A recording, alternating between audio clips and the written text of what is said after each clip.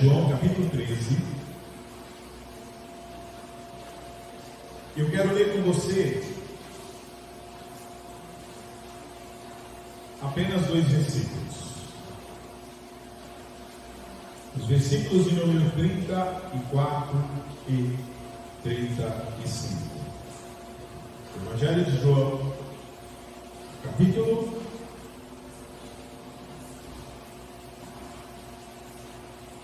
13, versículos 34 e 35. Eu quero te pedir um favor, desliga o seu celular, nos ajude aí.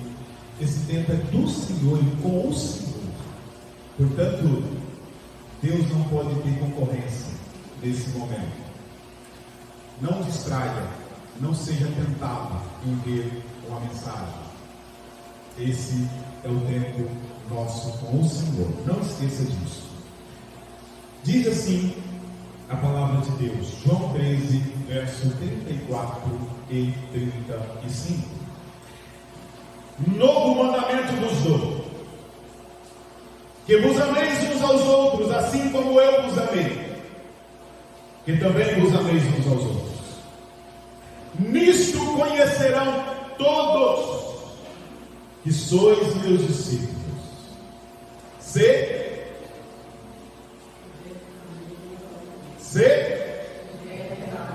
tiverdes amor uns aos outros.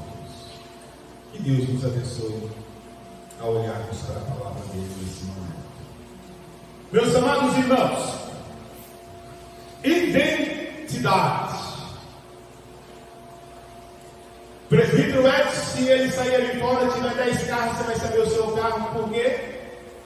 Escolhe na placa, ele está identificado. Você sabe, ainda quem não mora na cidade de Dionísio, que logo ali na frente tem o hospital, porque ele vai estar identificado. Se você subir aqui, você vai ver a prefeitura e vai achar porque ela vai estar identificada. O carteiro não é a sua casa, porque ela é identificada pelo número. E quando nós olhamos para esses 2 versículos que está dentro de uma perícope especialmente, aqui nós também vemos como a igreja do Senhor Jesus, ela também precisa ser identificada. Meus queridos irmãos, até esse momento os discípulos de Jesus Cristo estavam ou ainda faziam algumas perguntas de vez em quando para o Senhor. Mas a partir desse momento, até o final do capítulo 16, Jesus Cristo vai explicar para os seus discípulos, meus queridos irmãos, sobre o fato de que ele deveria ir embora. E que ele iria ir embora e que eles não poderiam ainda seguir a ele. Curiosamente é que ele vai mostrar a esses discípulos o que tudo aquilo, ou o que tudo isso significava para a sua vida futura, para a própria tristeza momentânea, bem como a alegria e a missão dele sobre a face da terra. Isso então termina com a grande oração que nós vemos que ele faz lá no capítulo 17 do mesmo livro agora. Os discípulos, meus amados irmãos, a essa altura, eles estão perturbados com a declaração de que o Senhor estava deixando eles. Se você for ver no versículo 33, você vai ver que Jesus vai falar assim: filhinhos, ainda por um pouco estou convosco. Ainda por um pouco. Buscar-me-eis o que eu disse aos judeus, também agora vos digo, a vós outros: para onde eu vou, vós não podeis ir. Como sempre nós vemos agora o nosso irmão Pedro, agora interpelando o Senhor Jesus, perguntando: Senhor, para onde o Senhor vai?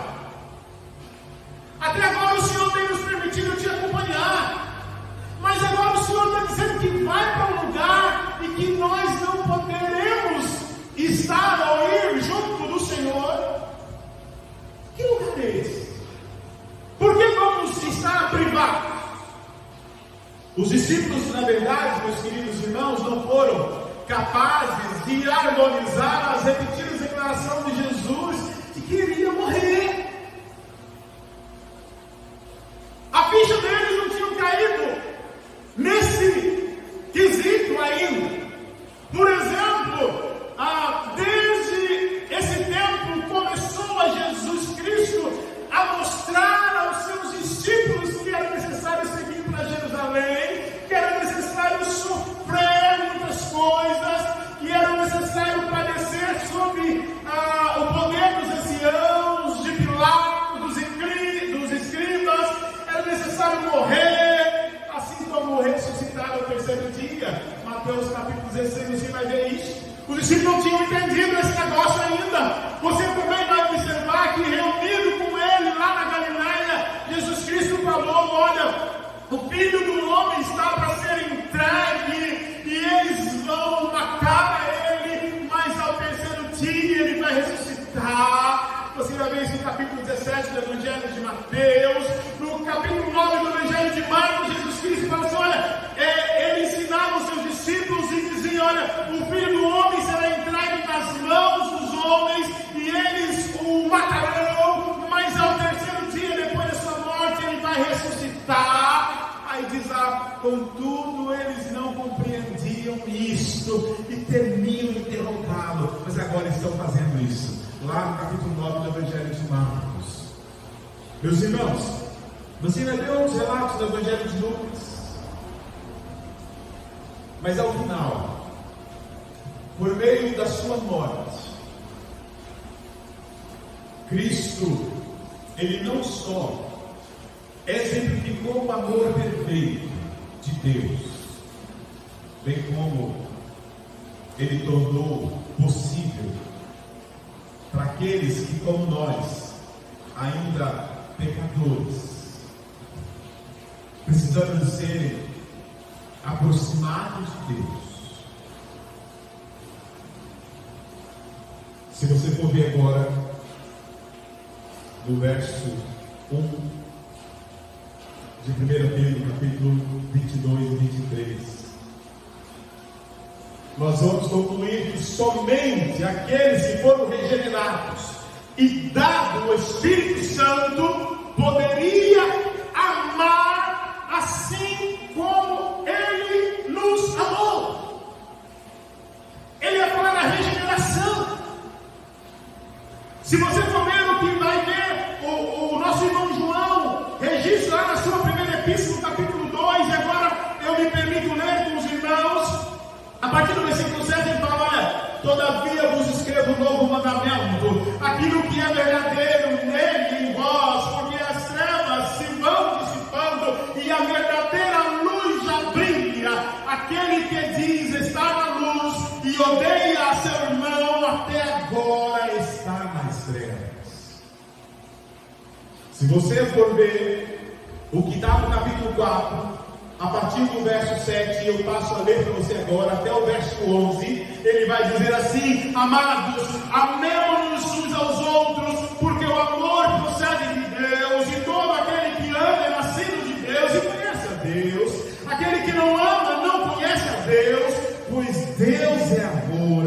Nisso se manifestou o amor de Deus em nós, em haver Deus enviado o seu Filho unigênito ao mundo, para vivermos por meio dele. Nisso consiste o amor, não em que nós tenhamos amado a Deus, mas em que Ele nos amou e enviou o seu Filho como propiciação pelos nossos pecados. Amados, se Deus de tal maneira nos amou, devemos também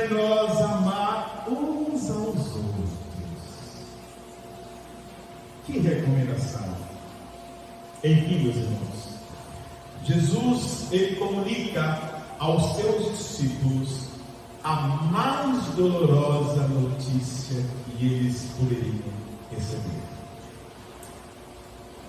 Eu vou partir. Eu vou deixar vocês. E em seguida, ele passa a dar a eles um novo mandamento. Verso 33. Muitos já haviam abandonado Jesus por causa dos seus ensinos. No capítulo 6, no verso 66, depois de ele falar com os judeus, ele volta a falar aos seus discípulos e perguntar a vocês também não querem ir? Porque está dizendo duro esse discurso. Seus discípulos o abandonariam em breve, conforme lá em Mateus capítulo 26, a partir do verso 31. Mas agora Jesus choca esses discípulos dizendo o que ele tinha dito também para os judeus, e ele partirá e os seus discípulos não poderão acompanhar. E Pedro agora alia, meus irmãos, dito a Jesus: Senhor, para quem nós iremos? Capítulo 6, verso 68. Para quem nós iremos se só tu tens as palavras de vida eterna? Na mente dos discípulos, meus amados irmãos, Jesus, o servo onipotente, agora deixa uma incógnita. Como Jesus pode nos amar até o fim? Você vai ver isso no versículo 1, nesse mesmo capítulo. Porque diz que Jesus nos amou até o fim. E é interessante nós observarmos que como ele nos vai amar até o fim, ou como ele pode dizer isso no versículo 1, se agora ele está dizendo que eu vou partir e deixar. Porque no nosso conceito, meus amados irmãos, quem ama fica, quem ama não sai de perto, quem ama não abandona, quem ama não se distancia. E agora Jesus Cristo, depois de ter falado que os amaria, agora está dizendo: eu vou deixar vocês.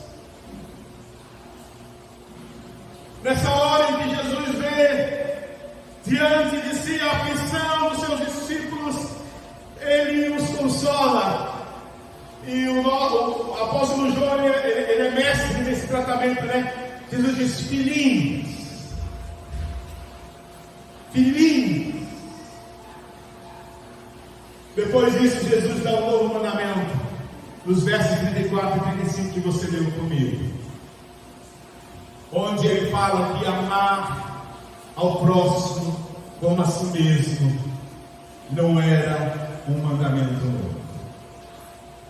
Ou Jesus está falando: eu não estou ensinando coisa nova para vocês. Não é um mandamento novo, mas Jesus está falando agora: eu estou lembrando vocês a respeito da prescrição da lei. E é interessante, meus amados irmãos, que Jesus agora, no verso 34, depois no capítulo 15, verso 12, verso 17, você vai ver que Jesus não está dando um 11º mandamento em acréscimo aos 10 que já é existente. Pelo contrário, Jesus está falando agora que é um mandamento que envolve todos os demais mandamentos. Em que sentido esse é o novo mandamento? O mandamento, ele é novo pelo seu exemplo. E Jesus dá esse exemplo. Se você for olhar a partir do verso 12, ele vai falar exatamente isso. O exemplo. Jesus, depois de lavar os pés dos discípulos, ele volta para a mesa e pergunta para eles: vocês compreendem o que eu fiz? Lavou os pés de um por um. E agora ele pergunta: vocês entenderam o que eu fiz? Vocês me chamam de mestre, o Senhor, e de fato vocês estão falando a verdade, porque eu sou. Aí o verso 14, olha o que ele fala, irmãos: ora, se eu sendo o Senhor e o mestre vos lavei os pés, o que ele fala? Também vocês devem fazer a mesma coisa: humildade. E no verso 15 ele dá o maior exemplo. Ele fala isso: porque eu vos dei o exemplo para que, como eu vos fiz, façais vocês também. E o verso 17 ele diz: ora, se sabeis essas coisas, o que diz o 17?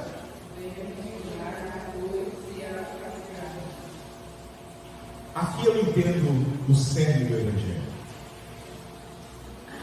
Não é teoria.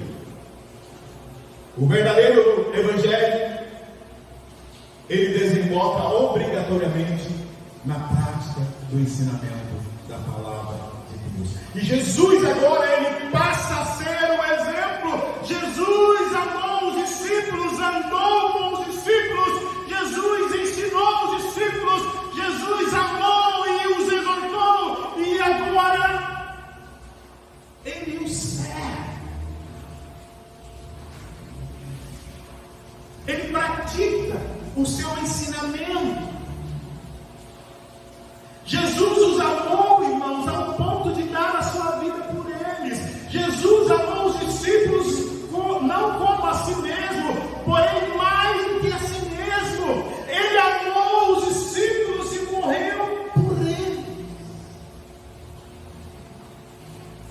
Discípulo, então,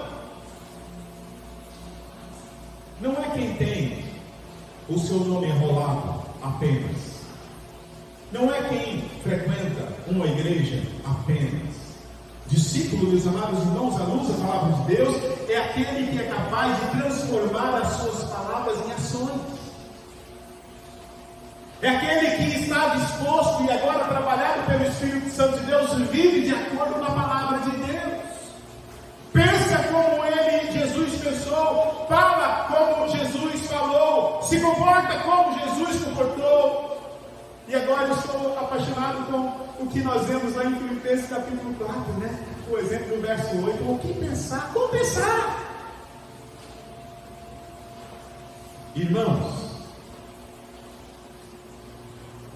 John Charles Riley, ele diz que é importante enfatizar que Jesus não está dizendo que os dons espirituais, ou os milagres, ou até mesmo a ortodoxia, ou o conhecimento bíblico são as marcas do verdadeiro discípulo. Ele fala que o discípulo de Cristo é conhecido pelo amor. O discípulo de Cristo é conhecido pelo seu amor. Sabe por quê? Porque não faz sentido para as pessoas, irmãos, ouvirem de nós acerca da eleição, acerca da justificação, a respeito da regeneração, a respeito da conversão, se elas não observem em nós o quanto amamos. Não adianta falar disso. Se quando elas olham para nós, veem que o nosso comportamento não está batendo com aquilo que nós falamos, não adianta falar dessas doutrinas. Não adianta falar que nós somos cristãos ou evangélicos. Portanto, os discípulos de Jesus devem ser conhecidos pelo seu amor a Deus primeiramente. Me ajuda aí. Apocalipse capítulo 2. Olha o que diz o verso 4. Vamos participar desse ponto aí comigo. Apocalipse 2, verso 4. O que diz aí? Pode ler, igreja. Tenho, porém, contra ti que aprovaste. Pode ajudar o presbítero Edson, não é não. Tenho, porém, Contra ti que aprovaste o teu primeiro amor.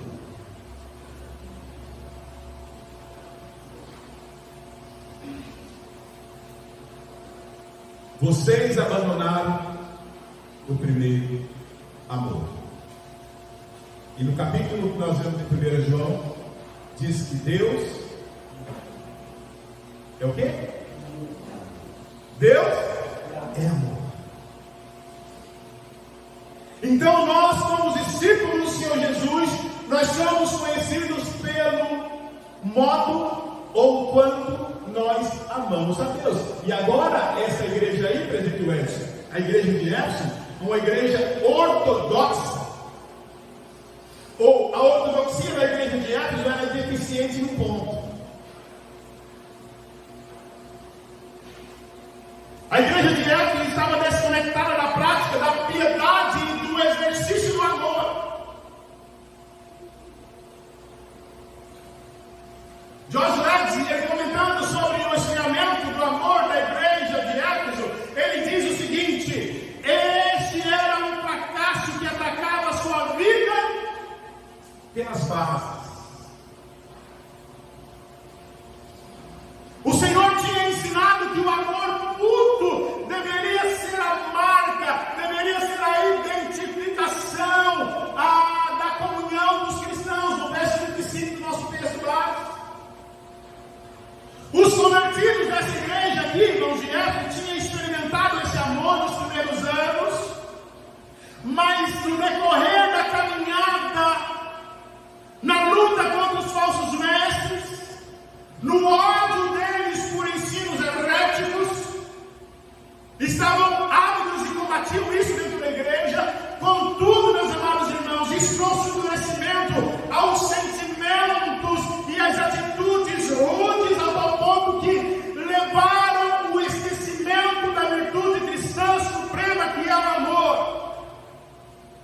Eles começaram a se preocupar com coisas secundárias, eles começaram a se preocupar com os periféricos da igreja. Temos que preocupar, mas não podemos perder de vista a razão da igreja, o motivo de nos trazer aqui, o maior, o centro da nossa vida, que é o Senhor Jesus Cristo. E a igreja de Éfeso tinha perdido o foco. Pureza de doutrina, pureza de lealdade, o dever de aplicar aquilo que Deus pede, não pode ser concorrente ou substituir o Supremo ou o dom supremo, que é o amor. Portanto, meus amados irmãos, à luz desses dois versículos que nós lemos, o amor, ele é a marca do discípulo verdadeiro. Porque sem amor, o nosso conhecimento, os nossos dons, a nossa ortodoxia não tem valor. O amor a essa altura então passa a ser como que o óleo que vai untar e permitir que todas as demais virtudes emanadas a nós da graça de Deus façam sentido na nossa vida. De modo então que odiar o erro, odiar o mal, não é o mesmo que amar a Cristo. Coloque isso no seu coração. Eu não tolero isso, eu não concordo com aquilo, não é o mesmo que ser discípulo de Jesus. E isso deve nos impactar, porque isso precisa mexer com a nossa estrutura de vida, com o nosso sentimento, com o nosso comportamento. O trabalho de Deus, irmãos, não pode tomar o lugar de Deus na nossa vida. Deus está muito mais interessado então em relacionar-nos com Ele do que nos posicionar todo dia para fazer aquilo que Ele pede. Porque quando você olha para o Antigo Testamento, você vê igreja, irmãos que estavam fazendo aquilo que deveriam fazer, mas sem nenhuma vida com Deus. Isso trouxe problemas para eles. Nós podemos deixar de amar verdadeiramente a Deus, irmãos, quando o nosso amor por Jesus, ele é substituído pelo nosso zelo religioso.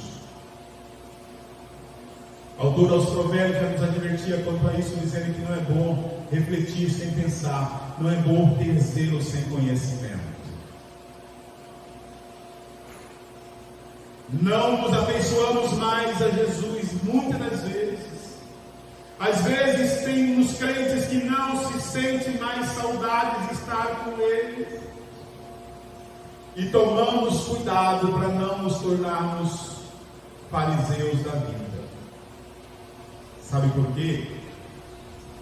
Porque eles eram extremamente zelosos das coisas de Deus, mas tinham perdido Deus como centro, como foco da vida deles. Observavam com rigor todos os ritos sagrados, mas o coração deles estava seco. Os olhos já não mais eram capazes de chorar, já não tinham mais sensibilidade.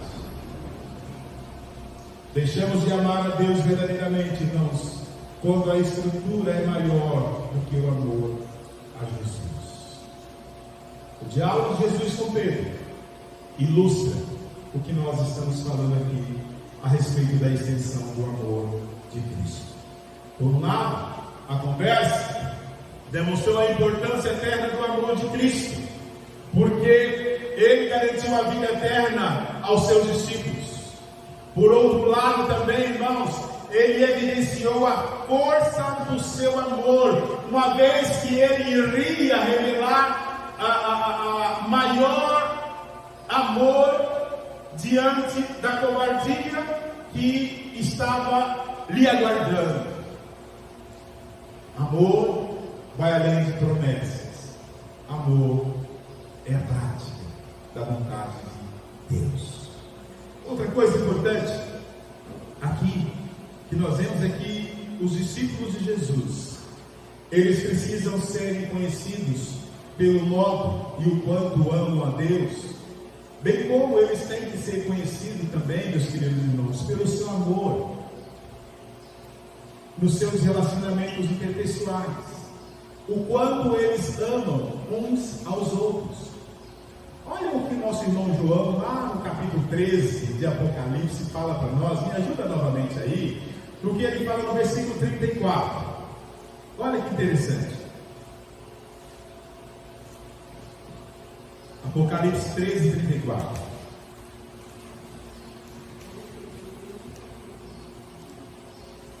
Vamos lá? Opa! Isso mesmo, vai lá, me ajuda aí. 18 aí. Deixa eu usar por base daqui a pouquinho. Leia para mim o nosso texto. Deixa aberto em Apocalipse 13, mas deixa aberto. Volta aí no verso 34 do nosso texto básico. Novo mandamento. Assim como eu os amei, e também os amei de volta. Você vai observar agora, daqui a pouquinho nós voltamos lá em Apocalipse, que esse mandamento ele é novo não só pelo seu exemplo. Esse mandamento aqui ele é novo, irmãos, pela sua exigência.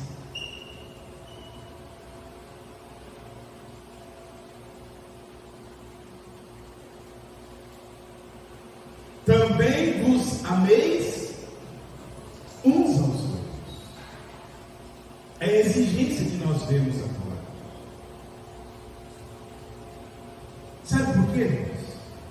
Por uma razão muito simples, muito básica. Evocando aqui novamente o nosso irmão apóstolo João. Se você não ama a seu irmão, a quem você vê, como é que termina o versículo? Como podeis amar a Deus a quem não vê? Para entender, meu Deus? Se você não ama a seu irmão, a quem você vê, como você pode amar a Deus se você não vê? A exigência desse amor, no início desse versículo, é muito clara. Que vocês amem uns aos outros. Assim como eu. Sim. A exigência. Jesus não apenas deu a sua vida pelos discípulos, meus amados irmãos, mas agora Ele está ordenando que os discípulos amem uns aos outros da mesma forma. O apóstolo João expressa essa ideia, meus amados irmãos, quando ele diz claramente: nisto conhecemos o amor. Olha só, nisto conhecemos o amor. Cristo deu sua vida por nós e devemos dar nossa vida pelos irmãos. 1 de João, capítulo 3, verso 16. Você está entendendo agora, meu amado irmão, que ser discípulo de Jesus vai muito além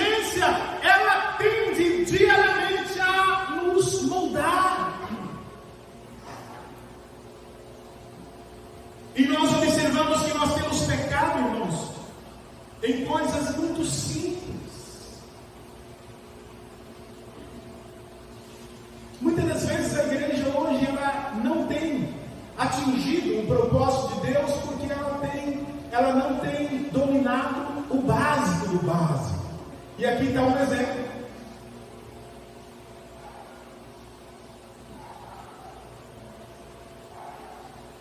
Nós temos que ser sábios para viver essa vida. Porque não adianta, meus amados irmãos, nós inventarmos muitas coisas se nós estamos pecando nesse básico. Não é admitido que irmãos não comuniquem dentro da igreja. Não pode existir isso. Não pode ser o mínimo que vai poder fazer eu virar a cara. Não pode acontecer isso. Ainda que o camarada ou que ela chute a sua canela, ainda que ela pise na sua cabeça, mas ainda assim, pelo que Cristo fez por você, você tem um dever, essa expressão, de espelhar Cristo na sua reação e no seu comportamento, porque se você não fizer, não ajustar essas questões entre nós não podemos e não temos autoridade de parar em Jesus. Porque ele é muito claro. Cristo deu sua vida por nós e devemos dar a nossa vida pelos irmãos. Que tipo de evangelho eu e você estamos vivendo? Que quando alguém fala que fulano é feio, que cabelo enrolado é motivo de conselho. Peraí! Vamos crescer, está na hora! Está na hora! O mandamento é novo pelo seu resultado, irmãos. Olha o resultado no verso 35.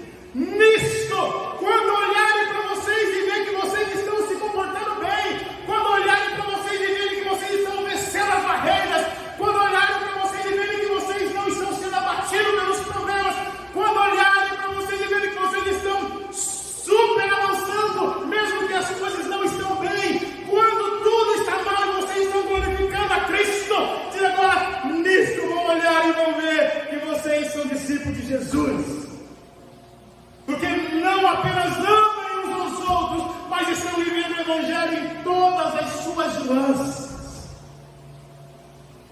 Louvado seja o nome do Senhor. Ansiamos e batalhemos para uma igreja desse modo. Esforcemos. Jesus ensina que o amor é a apologética final, o argumento decisivo, a evidência mais robusta de que de fato Cristo nos alcançou e que somos seus discípulos. Louvado seja o nome do Senhor.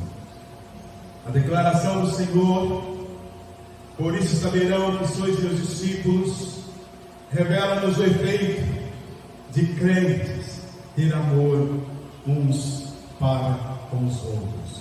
Desse modo, meus queridos irmãos, o mundo ele vai saber que nós pertencemos a Cristo pelo seu comportamento. Nós temos um Senhor. Meus queridos irmãos, uma vida de amor uns para os outros crentes também nos assegura que crente que exercita uma fé genuína é bem-aventurado em toda e qualquer circunstância. Como João escreveu a nós, novamente lá na sua primeira epístola, capítulo 3, ele fala assim: nós sabemos que já passamos da morte para a vida, porque amamos os irmãos. Quer ver o vídeo? Está no verso 14, 1 João 3, 14.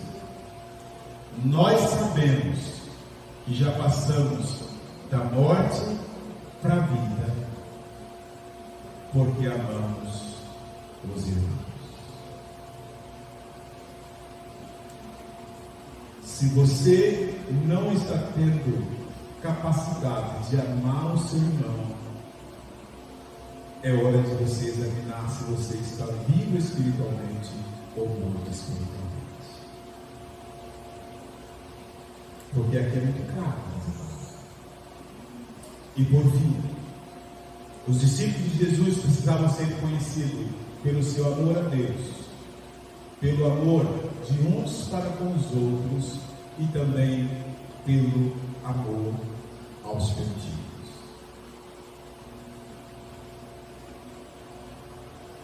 Alguém já disse há muito tempo atrás, que o Evangelho, na sua prática, é como você procurar um mendigo e distribuir o seu pão com ele. E digo mais agora,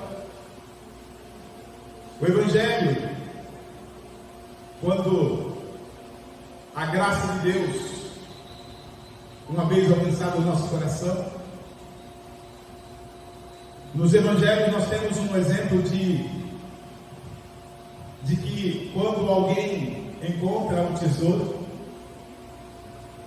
e sabe que o tesouro está naquele local, diz que esse que o achou vende tudo. Lembra disso? E vai e compra aquela parte. Mas diferentemente do pensamento da maioria das pessoas que iria investir como a sugestão do Evangelho, quando nós falamos de Cristo, falamos da evangelização, diferentemente daquele que compra aquele terreno para buscar riqueza para si, o Evangelho vai no oposto. Porque uma vez que nós achamos algo de bom, uma vez que um cristão ele acha sentido para a sua vida, ele tem agora um senso de replicar aquilo que ele recebeu de bom. Então, ao invés de egoísmo, ele passa a exercitar a graça, a bondade e a misericórdia para com outros. É nesse sentido que o Evangelho é um mendigo distribuindo pão com outro mendigo. Porque aquilo que nós achamos, ou aquilo por que ou pelo qual fomos alcançados pela graça de Deus, é então dever nosso espelhar e replicar a mensagem de salvação. Então, cristão também é conhecido pelo seu amor aos perdidos. E por alguns momentos nós vemos nas Escrituras que homens de Deus, bem como o próprio Senhor Jesus, impelidos pelo Espírito, mudaram a sua rota. Mudaram a sua rota. E mudaram a sua rota não foi porque tinha dificuldade de seguir na rota convencional. Mudaram a sua rota porque Deus tinha planos. Meus amados irmãos, e o plano da igreja, uma vez que o Senhor Jesus Cristo alcançou os nossos corações, o plano da igreja agora é também ser portador das boas novas. E os discípulos de Jesus, eles também são conhecidos por causa do seu amor aos perdidos. E é isso que deve nos mover, também fazendo-nos a chegar ao trono da graça de Deus, como discípulos, amando a Deus, amando ao próximo e também demonstrando amor aos perdidos na sua evangelização. Que Deus ajude a nós, parte do povo do Senhor nesse lugar, a fazer o nome de Jesus conhecido, reconhecido e temido em Dionísio e adjacência. Louvado seja o nome do Senhor. E amemos uns aos outros, assim como Cristo nos ama.